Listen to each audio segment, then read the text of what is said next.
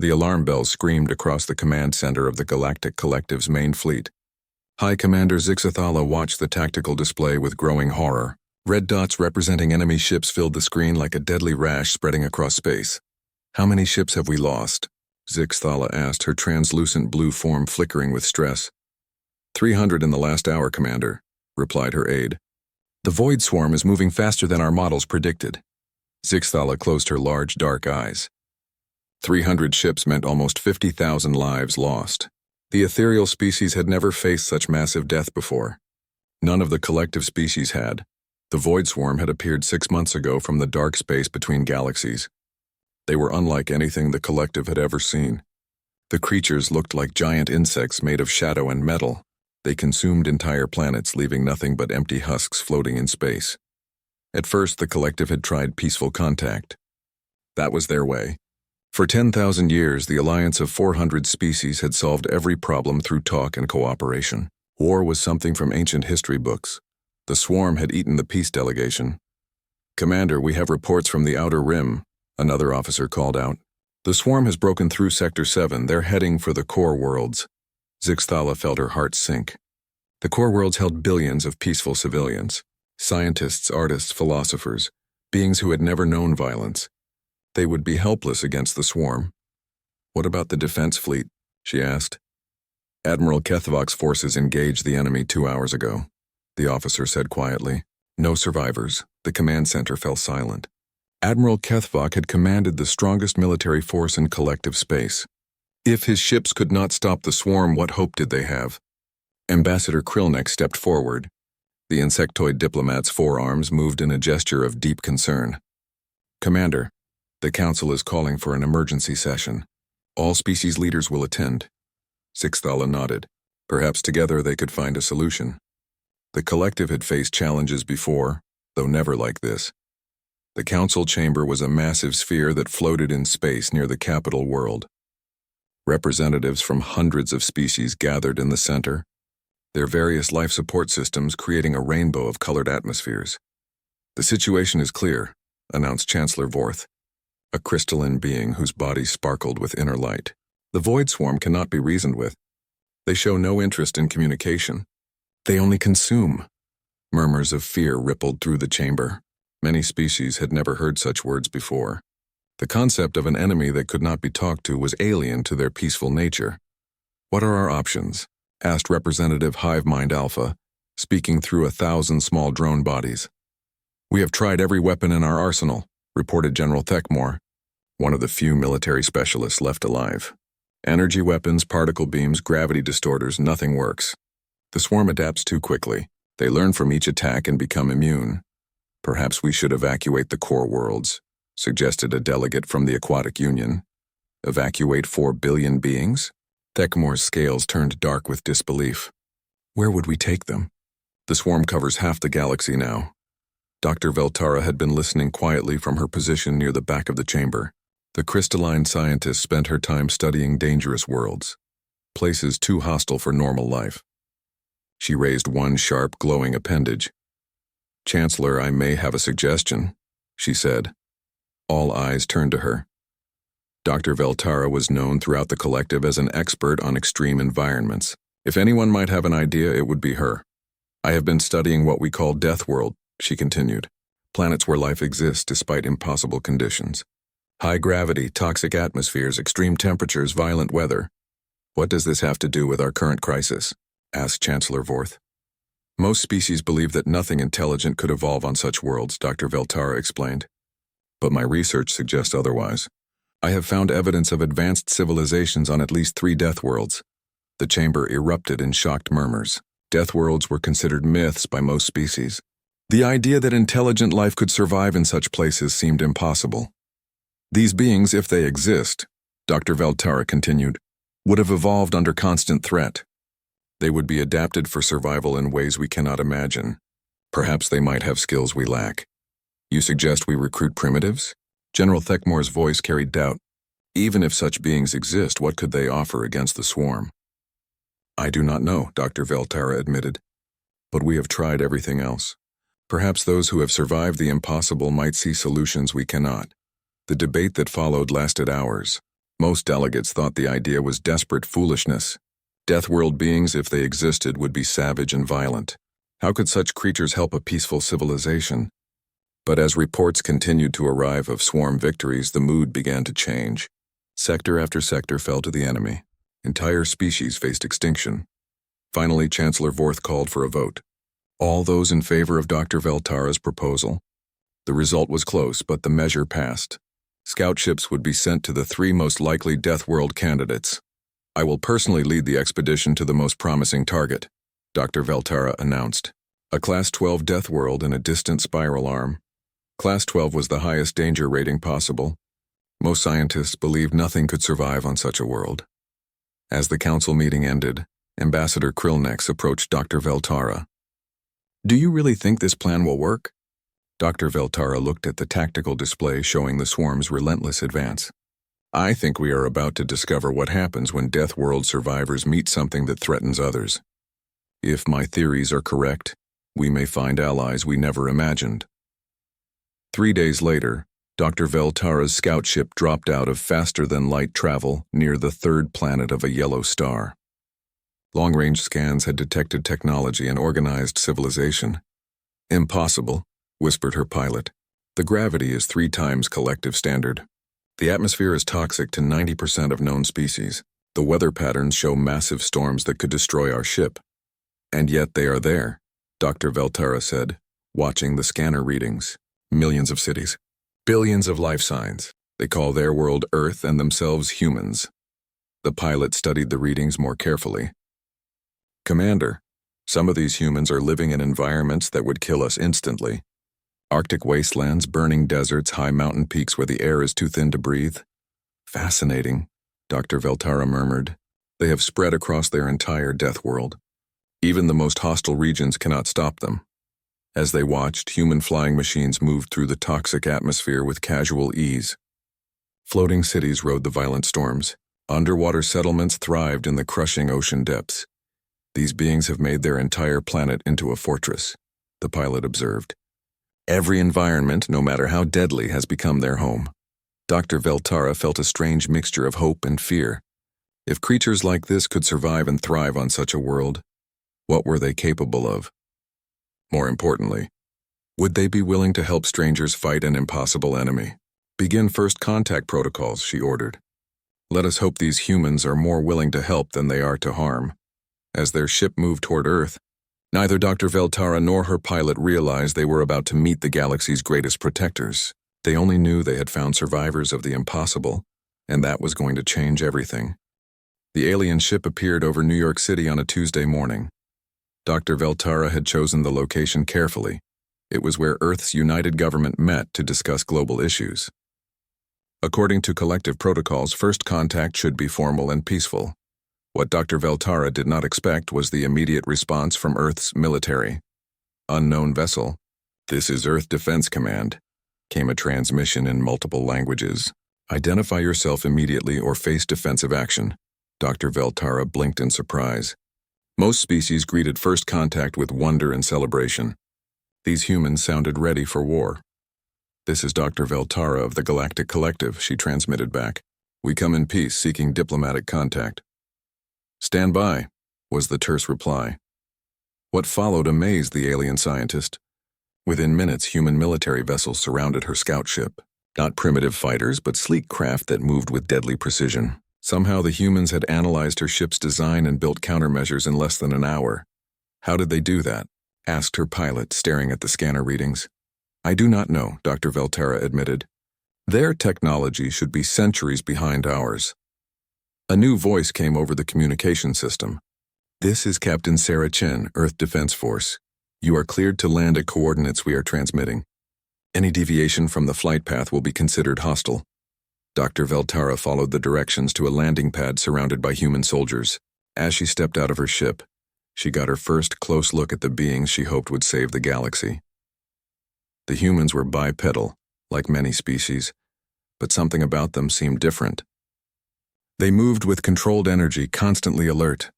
Their eyes tracked every movement, every shadow. These were not peaceful beings who had never known danger. Captain Chen approached, flanked by guards. She was smaller than Dr. Veltara had expected, but there was something in her manner that commanded respect. "Welcome to Earth," Chen said. "Though I should warn you, we're not exactly the trusting type when it comes to visitors." Dr. Veltara tried to follow standard first contact protocols. "I bring greetings from the Galactic Collective, a peaceful alliance of 400 species. We wish to establish diplomatic relations." 400 species, Chen repeated. "And you picked us, why?" "Because you have survived where others could not," Dr. Veltara said honestly. Chen's expression sharpened. "Survived what?" Dr. Veltara found herself explaining the void swarm to a room full of human officials. As she spoke, she noticed something strange. Where other species reacted to news of the swarm with fear and despair, the humans reacted with interest. "What are their biological weaknesses?" asked General Patricia Hayes, Earth's military commander. "Biological weaknesses?" Dr. Veltara was confused. "We do not study such things. How do they communicate?" asked Dr. James Okafor, a human scientist. "Is there a command structure we can disrupt?" "We have tried peaceful contact," Dr. Veltara explained. "Violence is not the answer." The humans exchanged glances that she could not interpret. "Ma'am," said Captain Chen carefully, "something is coming to wipe out your entire civilization, and you haven't studied how to fight it?" "The collective does not engage in warfare," Dr. Veltara said. "We are a peaceful society." "Peaceful is good," said Marcus Rodriguez, a scarred human who had been introduced as a special operations expert. "But when something wants to eat your kids, peaceful doesn't help much." Dr. Veltara spent the next several days trying to understand human culture. What she found both fascinated and terrified her. The humans had detailed knowledge of warfare that spanned thousands of years. They had weapons designed to destroy entire planets. They had strategies for fighting in every environment imaginable. They had even planned for wars against themselves. But alongside this capacity for violence, they showed incredible compassion. Human soldiers who could kill without hesitation would risk their lives to save strangers. Cities that could be turned into fortresses were instead filled with art and music. "I do not understand," she told Dr. Okafor during one of their talks. "Your species has the capacity for incredible destruction, yet you create beauty." "That's what makes us human," he replied. "We know how dangerous the universe is, so we fight to protect the good things in it." The medical examinations were even more shocking. Dr. Veltara studied human physiology with growing amazement. "Your bone density is 3 times what should be possible," she told Captain Chen. "Your muscle fibers are designed for strength that would tear apart most organic beings. Your pain tolerance levels suggest you can function while severely injured." "Earth is a tough neighborhood," Chen said with what humans called a smile. "You adapt or you die. But how do you maintain psychological stability?" Dr. Veltara asked. "Living under such constant stress should cause mental breakdown." "We take care of each other," Chen said simply. "Nobody fights alone." That phrase kept appearing in Dr. Veltara's research. Nobody fights alone. It seemed to be a core human principle. When she presented Earth's offer of military assistance to the Collective Council, the response was mixed. "They agreed immediately?" asked Chancellor Vorth. "Not only did they agree," Dr. Veltara reported, "they began preparing their forces before formal contact was complete. They have already started designing weapons specifically for fighting the swarm." "Based on what information?" asked General Thekmore. "Based on the behavioral patterns I described," Dr. Veltara said. "They somehow extrapolated the swarm's weaknesses from basic tactical data." Ambassador Krillnex looked worried. "Are we sure we want such violent allies?" Dr. Veltara had been asking herself the same question. "I monitored their global communications during the crisis announcement. Within hours, human military forces began coordinating worldwide. They set aside all local conflicts to focus on the galactic threat. They unified that quickly?" Thekmore sounded impressed despite himself. "More than that," Dr. Veltara continued. "They began planning not just to defeat the swarm, but to protect collective worlds they have never seen. Species they had never heard of." She paused, still processing what she had witnessed. "When I asked Captain Chen why humans would fight for strangers, she said something I cannot forget. Because someone has to, and we're good at it." The council voted to accept human military assistance, though many delegates remained uneasy. Dr. Veltara could understand their concerns. The humans were unlike any species they had encountered. As she prepared to return to Earth, Dr. Veltara received a message from the frontier. The swarm had destroyed another fleet. Time was running out, but for the first time since the crisis began, she felt something like hope. The humans had not just offered to help. They had already started building an interstellar military force.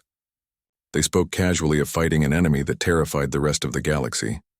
Perhaps, she thought, we have finally found someone more dangerous than the swarm. The thought should have frightened her. Instead, as she watched human ships being retrofitted with collective technology, she felt safer than she had in months. The Deathworld survivors were coming to war. The joint training facility was built in space far from any inhabited world. General Patricia Hayes had insisted on this after seeing how most alien species reacted to Earth's gravity. 3 times normal gravity will kill them, Dr. Veltara had warned. Then we'll train at 1G, Hayes replied. They need to see what we can do, not die trying to match it. Even at reduced gravity, the first joint exercises were disasters. Commander Thekmore, the collective's best remaining military mind, watched human soldiers move through training courses with growing disbelief. What the aliens considered impossible obstacles, the humans treated as mild exercise. How are they doing this? Thekmore asked Dr. Veltara. A human sergeant was demonstrating urban combat techniques to a mixed group of alien soldiers. The course included simulated building collapses, toxic gas attacks, and zero visibility conditions. Sergeant Rodriguez, called the training instructor, show them the standard search and rescue drill. Rodriguez nodded and entered a maze filled with smoke, debris, and simulated radiation. Within minutes, he had located and extracted 3 wounded civilians while under enemy fire. Standard drill? Thekmore's scales shifted to show amazement. That exercise would challenge our elite special forces. For humans, it's basic training, Dr. Veltara explained. They live on a world where such conditions occur naturally. The cultural exchanges were even more revealing. When human soldiers sang together during evening meals, the aliens were puzzled by the content. Why are so many of your songs about fighting and dying? Asked Lieutenant Zethkol, a young insectoid officer. Corporal Mike Santos, a human marine, thought for a moment. Because those are the times when what we are really matters most. I do not understand, Zethkol said. When everything's easy, anyone can be good, Santos explained. When everything's going wrong, that's when you find out who you really are. The technology integration meetings were equally eye-opening. Human engineer Liu Xiaoping studied alien energy weapons with intense focus. These are impressive, she told the alien technicians. But you've designed them for surgical precision. What if you need to stop something that won't die from precise hits? What do you mean? Asked the lead collective engineer. Liu's response was to modify the alien weapon, increasing its power output by 300%. What if you need to punch through armor or take down something the size of a building? The alien engineer was horrified. That modification would make the weapon dangerous to the user. Only if you miss, Liu said calmly. Dr. Veltara observed these interactions with growing fascination. The humans approached every problem from the perspective of survival. Their first question was always, how do we win? The aliens' first question was always, how do we avoid conflict? The breakthrough came during a joint patrol mission. Commander Thekmore had insisted on leading a mixed human-alien squad to investigate swarm activity near the outer rim. Contact, reported the ship's sensors. 3 swarm scout vessels approaching fast. Thekmore moved to the communication station. Standard protocol is to retreat and call for reinforcements. Captain Chen, who was observing the mission, stepped forward. With respect, Commander, standard protocol is why you're losing the war. What do you suggest? Thekmore asked. We take them, Chen said simply. 3 ships against 1? Thekmore's scales showed disbelief. That is suicide. No, Chen corrected. That's Tuesday. What followed changed everything Thekmore thought he knew about warfare. The human tactical approach was unlike anything in collective doctrine. Instead of trying to avoid the enemy, they actively sought engagement. Instead of preserving their ship, they used it as a weapon. Engineering. Give me everything the engines have, Chen ordered. Captain, that power level will damage the ship, warned the alien chief engineer. Only if we live long enough to worry about it, Chen replied. The human ship accelerated directly toward the swarm scouts at impossible speed. At the last moment, Chen executed a maneuver that should have torn the ship apart. Instead, it placed them directly behind the enemy formation. "Fire everything," Chen ordered. The humans had modified their weapons during the approach, linking 3 separate systems into one massive burst. The swarm scouts, caught completely off guard, were destroyed before they could adapt. "Impossible," Techmore whispered.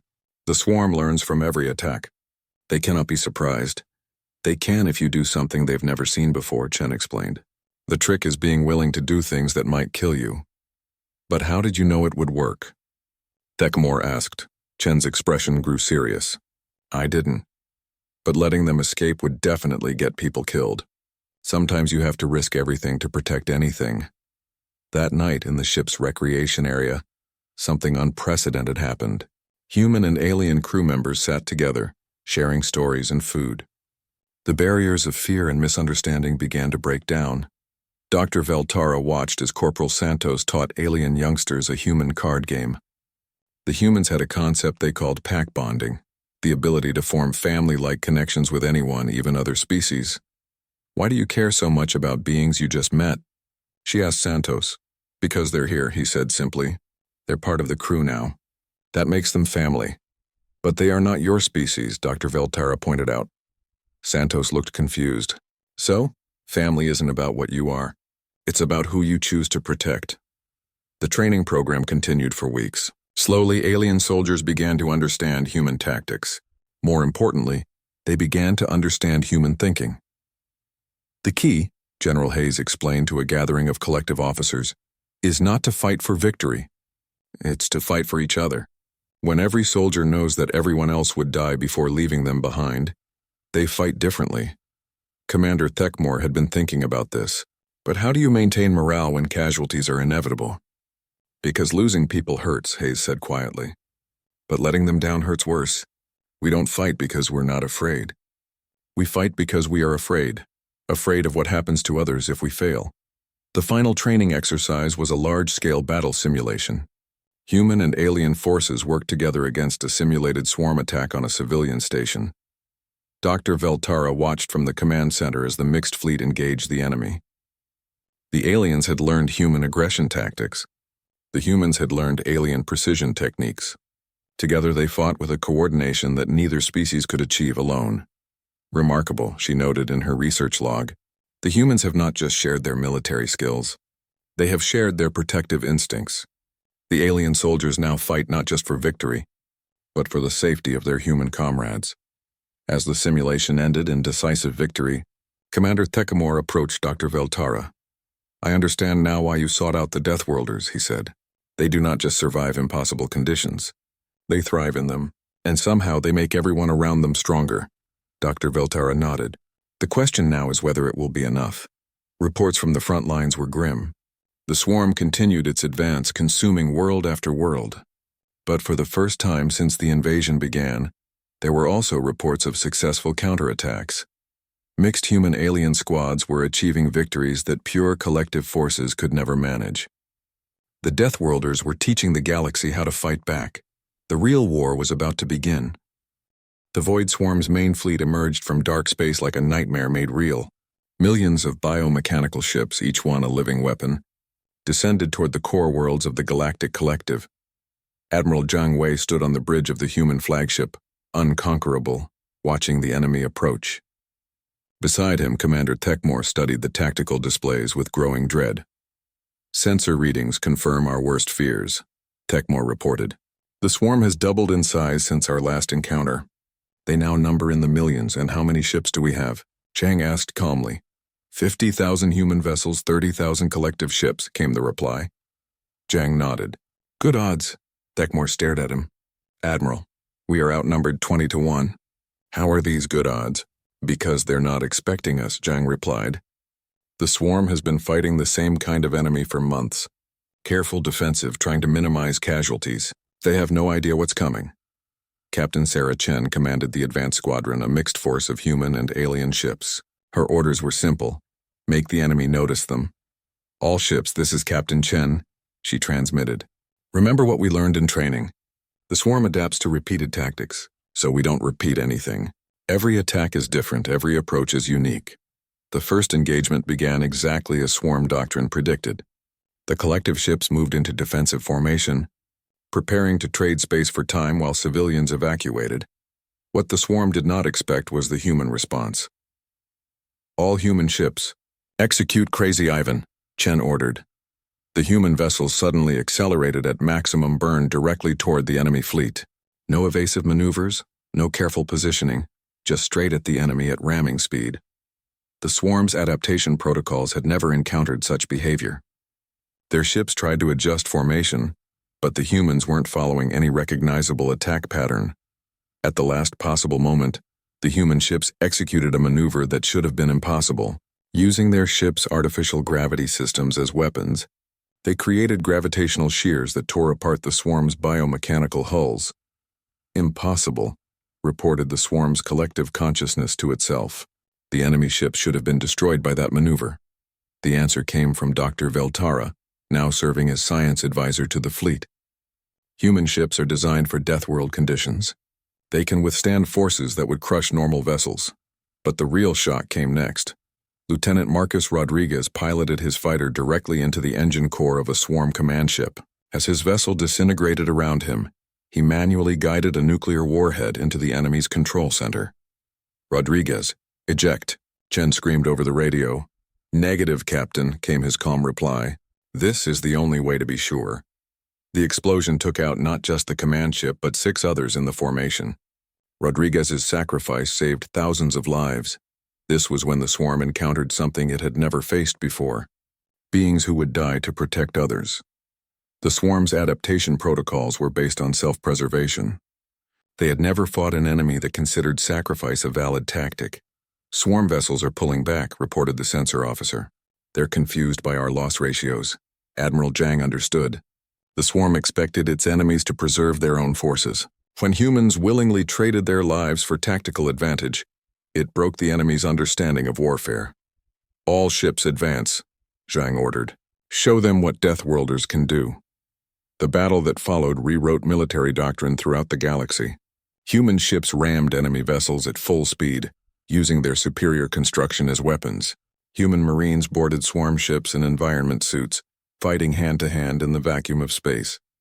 Corporal Mike Santos led a boarding party onto a swarm bioship. The atmosphere was toxic, the gravity was wrong, and the corridors were designed for creatures twice his size. Santos and his team advanced anyway. How are they surviving in there? Asked Commander Thekmore, monitoring the boarding action. They're human, Dr. Veltara replied simply. Toxic atmosphere is just another Tuesday for them. The turning point came when Captain Chen identified the swarm's command structure. Deep inside the main hive ship, a collective brain controlled the entire fleet. If we can take out the central mind, the whole fleet becomes vulnerable, she reported. The hive ship is protected by 1,000 escort vessels, Admiral Zhang pointed out. Then we go through them, Chen said. What followed became known as Chen's Run. Taking a squadron of volunteers, she led a suicide attack straight through the heart of the swarm fleet. Ships exploded around her. Friends died on her left and right, but the squadron never stopped advancing.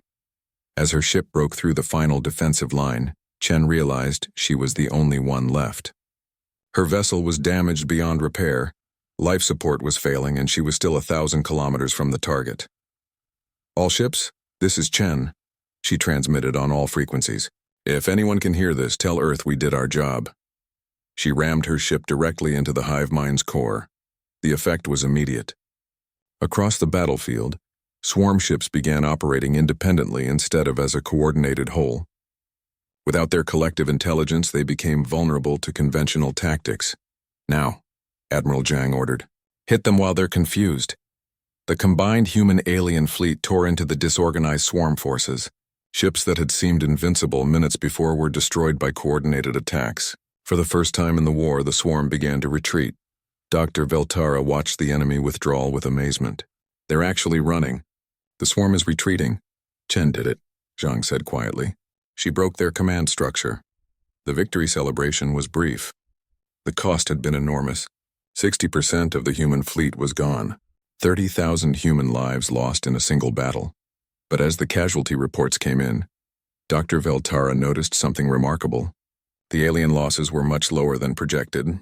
Human ships had deliberately placed themselves between the enemy and their alien allies, absorbing damage that would have destroyed the more fragile collective vessels. They protected us, Commander Techmore said in wonder. Even while dying, they made sure we survived. Dr. Veltara began to understand something fundamental about human nature. They didn't fight for conquest or glory. They fought to protect others. Even aliens they had known for only weeks were considered worth dying for. This is why they're called Deathworlders, she realized. Not because they bring death, but because they're willing to face it for the right reasons. The swarm's main fleet was broken, but scattered groups still roamed the galaxy. The war was far from over. But now the galaxy had protectors who understood that some things were worth dying for. Admiral Zhang looked at the memorial display showing pictures of the fallen. Captain Chen's image held the place of honor. Nobody fights alone, he said quietly, repeating the human motto. For the first time since the war began, the Galactic Collective had hope. The Deathworlders had shown them that even the most terrible enemy could be defeated. They just had to be willing to pay the price. The war was over, but the galaxy would never be the same. Dr. Veltara stood in the memorial garden on Collective Prime, looking at the monument to Captain Sarah Chen. The crystal structure reached toward the stars, engraved with the names of 30,000 human dead. Beings from hundreds of worlds came here daily to pay their respects. She saved us all, said a young ethereal child, placing a flower at the monument's base. Yes, Dr. Veltara agreed, she and all the others.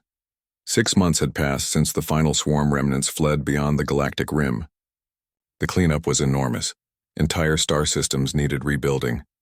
Billions of refugees required new homes, and the collective itself faced fundamental changes. Admiral Zhang Wei had been promoted to Supreme Military Commander, the first human to hold such a position. He stood before the Collective Council, delivering his final report on the war. The swarm threat has been eliminated from this galaxy, he announced. Scattered groups may still exist in dark space, but they no longer pose a strategic threat.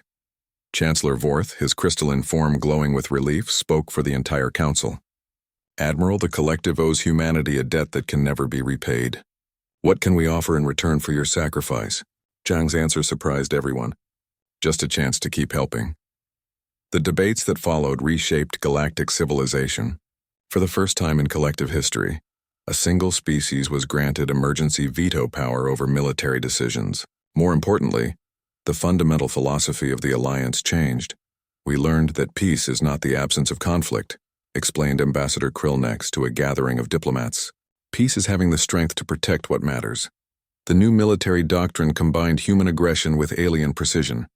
Joint training facilities were established throughout the galaxy, where species that had never known war learned from Earth's finest warriors. Dr. Veltara published her research on Deathworld psychology, a work that became required reading for every collective officer. Her conclusions changed how the galaxy viewed strength and civilization. True civilization, she wrote, is not the elimination of violence. It is the choice to use violence only in defense of others. Humans understand this instinctively. They are violent not because they are savage, but because they are civilized enough to know when violence is necessary. The cultural changes were equally profound. The human concept of chosen family spread throughout alien societies. Species that had lived in isolation for millennia began forming bonds that transcended biology. Commander Techmore, now working closely with human forces, experienced this firsthand. During a joint operation on the Outer Rim, his ship was damaged in an asteroid field. The rescue came not from his own species, but from a human crew that risked their lives in dangerous space to save him. Why? He asked Captain Rodriguez, who had led the rescue mission. Because your crew, Rodriguez said simply. We don't leave crew behind. Techmore realized that somewhere during the war, he had stopped being just an alien ally. He had become part of the human pack. The feeling was strange but also comforting. For the first time in his life, he knew that others would fight for him as fiercely as he would fight for them. The technological integration continued to amaze scientists throughout the galaxy. Human engineers working with alien theorists achieved breakthroughs that neither species could manage alone. Chief Engineer Liu Xiaoping, now leading a mixed research team, explained the principle to Dr. Veltara. Humans are good at making things work in impossible conditions. Aliens are good at understanding why things work at all. Together we can build anything. The joint colonies were perhaps the most visible sign of change. On worlds throughout the galaxy, human and alien families lived side by side. Children grew up speaking multiple languages and thinking of other species as normal parts of their world. Dr. James Okafor, now serving as Cultural Exchange Director, observed these developments with satisfaction. The next generation won't see species differences as barriers, he told Dr. Veltara. To them, this will just be normal. But it was the memorial services that truly showed how much had changed. Every month, the galaxy observed Chen's Day, honoring not just the captain but all who had died protecting others. The ceremonies combined human traditions of remembrance with alien customs of celebration. "We do not mourn their deaths," explained Admiral Zhang at one such ceremony. "We celebrate their choice to put others before themselves. That choice is what makes us worthy of their sacrifice." Dr. Veltara found herself thinking about this often. The humans had not just saved the galaxy through superior tactics or technology. They had saved it by showing others what was worth fighting for. The children playing in the memorial garden were proof of that legacy. Young beings from a dozen different species, protected by the sacrifice of strangers. Now growing up in a galaxy where nobody fights alone was more than just a human motto. But the universe was vast, and new threats always emerged. On the galactic rim, long-range sensors detected movement in the void between galaxies. Something was coming from dark space larger than the swarm, older and more dangerous.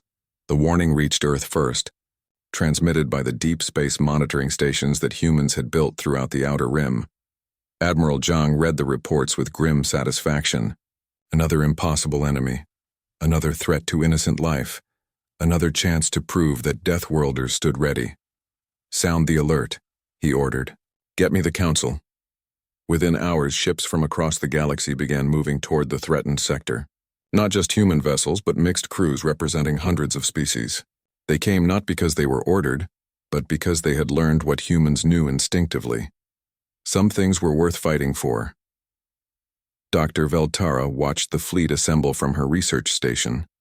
Humans and aliens working together with perfect coordination, ready to face the unknown for the sake of others. "What are you thinking?" asked her assistant, a young human scientist named Sarah Chen Rodriguez, named for the hero who had saved them all. "I am thinking," Dr. Veltara said, "that the galaxy is finally safe. Because we're ready for anything?" "No," Dr. Veltara corrected. "Because we have become the kind of people worth saving." As the fleet jumped to faster than light speed, heading toward whatever new horror awaited them, the memorial garden on Collective Prime stood quiet in the starlight. The monument to Captain Chen caught the glow from distant suns, its crystal surface reflecting the words carved deep into its base, "Nobody fights alone." The Deathworlders had saved the galaxy not by bringing superior weapons or tactics, but by teaching everyone else what it meant to be family. In the end, that was the greatest gift anyone could give, the knowledge that no one faced the darkness alone. Somewhere in the void, new enemies stirred. But the galaxy was ready. It had learned from Earth's finest how to fight for each other,